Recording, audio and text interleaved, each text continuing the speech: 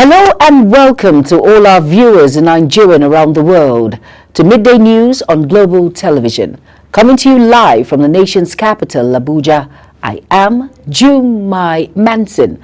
A quick reminder that Global Television is on DSTV channel 365 and free to air on Nicomsat. And on the news in full.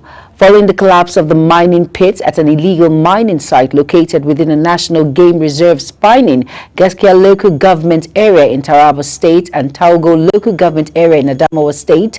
At least 22 miners are reportedly dead. One of the miners from Gaskaka, Adamu Jamtara, explained that many of the deceased were from Jamtara town in Gaskaka local government, who were mining gold in an area known as the buffer zone within the Gaskaka National Park, covering parts of both Gaskaka and Taugo. Chairman of Taugo local government engineer Suleiman Taugo confirmed that 5 miners had been found dead, though he was uncertain of the exact number still buried. He said despite the area being patrolled by rangers, illegal mining activities often conducted at night continued. The Development Research and Project Center, DRPC, a Nigerian non-profit organization, has organized a 2-day training for imams and Muslim opinion leaders, MOLs, from Kaduna and Kano State.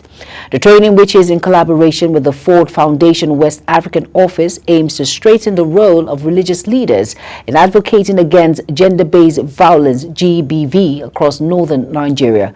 Coordinator of the MOL's project, Ahmed Abdullahi Ahmed, while giving a background to the project, noted that the workshop was built on the insight gained from a peer-to-peer study tour in Egypt, where delegates engaged with esteemed Islamic institutions, including the Grand Al-Nasser and the Grand Mufti.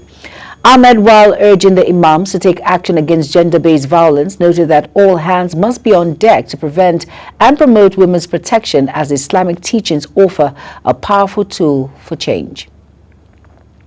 The Inspector General of Police, Kayode Egbetokun, has ordered officers and men of the Nigerian police force to wear black bands for a 7-day mourning period in honor of the late Chief of Army Staff, Lieutenant General Taoreed Lagbaja. The police boss gave the directive in a statement issued by the force public relations officer, Muyiwa Adejobi. Adejobi said the directive is to honor Lagbaja, who showed gallantry, dedication and passion in the fight against insurgency in the country during his lifetime. The Nigerian police have denied any form of maltreatment meted on the released kid protesters of End Bad Governance protest. This is coming after some kid protesters narrated their 3-month ordeal behind bars after being granted pardon by President Bola Tinubu. 76 suspects, including 32 minors who were arrested during the protest, were arraigned by the Inspector General of Police on 10 counts bordering on treason, intends to destabilize Nigeria and inciting to mutiny, of calling on military to take over the government from President Tinubu, among others. Over now to former President Olusegun Obasanjo has described Governor Godwin Obaseki as a builder who impacted on the lives of his people. The former president, speaking at the inauguration of the rebuilt and expanded 250-bed Stella Obasanjo Hospital in Benin City in Edo State capital, urged political leaders to focus on human capital development. He said the multi-sectorial reforms of Obaseki had transformed the state in the last 8 years. Wife of former President Goodluck Jonathan, Patience, said Obaseki had restored hope to the people of the state while repositioning Edo as a hub for quality and affordable healthcare service in the country. Legal experts have urged President Bola Ahmed Tinubu to ensure rehabilitation and compensation for minors detained as a result of the End Bad Governance protest, citing violations of child rights laws. Right Onazure Daniel, a legal practitioner, have called on President Bola Tinubu to take further action after his directive for the release of the minors arraigned before the Federal High Court in Abuja over their involvement in the End Bad Governance protest. Tinubu had given the directive in response to the public outcry that greeted the arraignment of the minors, who also looked starved. Justice Obera Owatu of the Federal High Court in Abuja had dismissed the case against the protesters following an application by the Attorney General of the Federation. The federal government have been urged to support private tertiary institutions to cushion the effect of the current economic hardship in the country. The Vice-Chancellor of Precious Cornerstone University, Timothy Adejumo, gave his advice at a press conference in commemoration of the third convocation ceremony of the institution held in Ibadan, the Oyo State capital, on Wednesday. Adejumo said private institutions are currently grappling with the economic situation as the income from student fees can no longer cover the operational cost. He appealed to the government to allow private institutions to benefit from the Tertiary Education Trust Fund and the Nigerian Education Loan Fund. The Lagos State Safety Commission has said that it had sanctioned Julius Berger, Nigerian PLC, over the death of Olalekan Olutoba, a construction engineer who tragically passed away while operating a crane at an Ijora Yard facility. Following its investigation, the commission disclosed that an eyewitness account revealed that Olutoba, an engineer at the Julius Berger, Nigeria, died when a loaded crane he was operating collapsed on him on September 23, 2024. According to reports, the cause of the incident was the impact of the content of a container.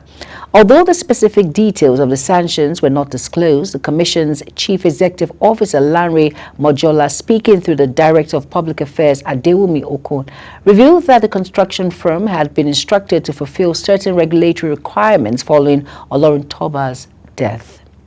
You're watching Midday News on Global Television, coming to you live from Nigeria's capital, Abuja. When Midday News returns, consumers protect as discos hike meter price by 28%. Details of this as well as business and foreign stories coming right after this break. Please stay with us.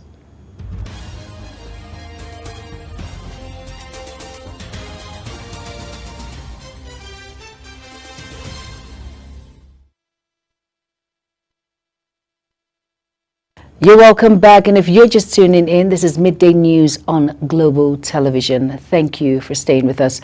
On our business decks, power distribution companies in Nigeria have announced an increase in the price for various electricity meter models, marking the second price hike in 4 months. Power consumers kicked against the development, describing it as wicked considering the economic hardship nationwide currently. According to the discos, the cost of a single-phase meter has risen from approximately 117,000 naira to as much as 149,000 naira 800. This amount indicates an increase of 28.03% in or 32,800 naira depending on distribution company and meter vendor. The new prices posted on the official X handle of the discos on Wednesday were scheduled to take effect on Tuesday, November 5th, 2024. It also reflects the derogation of meter asset providers as directed by the Nigerian Electricity Regulatory Commission. This upward reversion follows an earlier increase in August 2024, further amplifying concerns among electricity consumers about affordability and accessibility. Three oil marketers, AYM Shafa Limited, AA Rano Limited, and Matrix Petroleum Service Limited, have asked the Federal High Court in Abuja to dismiss a suit filed by Dangote Petroleum Refinery and Petrochemicals. The marketers, in a joint counter-affidavit dated November 5th, 2024, responds to an originating summons filed by Dangote Petroleum Refinery and Petrochemicals, argue that granting the application of refinery was spelled doom for the country's oil sector. They emphasized that the plan to monopolize the oil sector is a receipt for disaster in the country. Dangote Refinery, in its originating summons, sued Nigerian Midstream and Downstream Petroleum Regulatory Authority and Nigerian National Petroleum Corporation Limited, AYM Shafa Limited, AA Rano Limited, Time Petroleum Limited, 2015 Petroleum Limited, and Matrix Petroleum Service Limited as first to seventh defendants, respectively. The federal government has identified poor maintenance culture and inadequate and aged equipment, among other challenges, are the underlying reasons for the insistent collapse of the national power grid. The chairman of investigative committee probing reasons for grid collapse, Nafisatu Asabe Ali, revealed this during the report presentation in Abuja. Now, according to her, the committee observed that high voltage of electricity surpassing the capacity of its equipment caused the blackout witnessed on October 14th and 19th, 2024. She noted that the investigative team observed similar challenges and problems affecting all stations during its probe. Chairman of the Federal Inland Revenue Service, Zach Adedeji, has dismissed concerns that 4 tax bills currently before the National Assembly threaten the existence of any government revenue-generating agency or its operations. This was contained in a statement from the FIRS on Wednesday. Speaking at the Revenue House in Abuja on Wednesday, during a meeting with the heads of the National Agency for Science and Engineering Infrastructure, the National Information Technology Development Agency, and the Tertiary Education Trust Fund, Adedeji described the concerns as misplaced. He explained that the proposed renaming of the FIRS to the Nigerian Revenue Service will not result in a takeover of other federal agencies, contrary to widespread speculations. Instead, he assured the reforms aim to streamline the nation's fiscal framework and improve operational efficiency. The federal government has finalized plans to construct 7 dams in the 6 southwestern states for irrigation purposes and to enhance food production. Managing Director and Chief Executive Officer of the Ogun-Osun River Basin Development Authority, Dr. Adedeji Ashiru, made the disclosure in Lagos, noting that plans are ongoing to concession the hydropower generating component of the Oyan Dam to boost the country's power supply. He further stated that the dam, which was installed with 3 turbines at its construction in 1979, is capable of generating 9 megawatts of electricity. The newly appointed Minister of State, Federal Ministry of Works, Bello Carollo, has urged the management of the Federal Road Maintenance Agency to give regular updates concerning ongoing rehabilitation of roads to the public, National Assembly and other stakeholders to bridge communication gap. The minister gave the charge at a meeting with the management of FIRMA and members of its board led by the Managing Director, CEO Chukwuemeka Abasi, on the Wednesday in Abuja. The development comes amidst dissatisfaction about the poor condition of Nigerian roads and the number of lives lost in road accidents by members of the National Assembly. According to them, a state of emergency should be declared in all federal roads. On our foreign scene now, Donald Trump has emerged as the 47th President of the United States after winning over 292 Electoral College votes in the 2020 election. Trump won the election having crossed the 270 score required to clinch the White House. On the heels of the result, President Joe Biden called President-elect Trump to congratulate him on his election victory and to invite him to the White House to discuss the transition. The White House said staff will coordinate a date in the near future as President Biden plans to address the nation on the election result, which will have shape implications for his legacy. United States President Joe Biden will address the nation on Thursday, committing to a peaceful transfer of power to Donald Trump after his political rival secured a decisive victory over Kamala Harris in the recent election. In what is expected to be a solemn moment for Biden, he will speak from the White House Rose Garden at 11 a.m. 1600 GMT to discuss the election results and transition to Trump's second term. The 81-year-old withdrew from the race against Trump in July 2024, passing the Democratic nomination to Vice President Kamala Harris, only to see his legacy likely threatened by the Republican surprising comeback.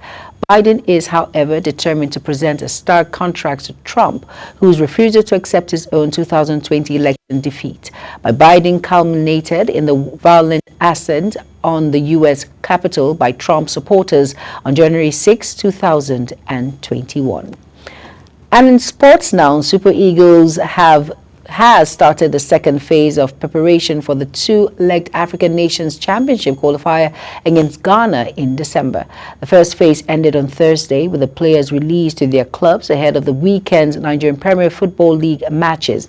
They resumed on Tuesday with 26 players reporting to camp.